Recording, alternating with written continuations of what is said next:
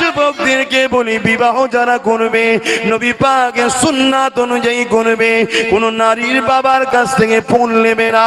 এ যুবকেরা, তরুণেরা, বাপেরা, উপরন্তু তুমি নিজে ওই নারীর সম্মানের জন্য দেনমোহর দেবে, তার মূল্যর জন্য টাকা দেবে, তাকে ইজ্জতের জন্য তা খুশি করে দেবে।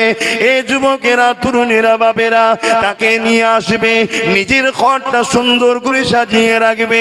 কেননা তোমার জন্য এখন দায়িত্ব তাকে নিতে হবে। একটা স্বামীর দায়িত্ব হলো তার স্ত্রীর ভরণ পোষণের দায়িত্ব নিতে হবে, তার খাওয়া দাওয়া, তার থাকা, তার জীবনের সমস্ত দায়িত্ব নিতে হবে।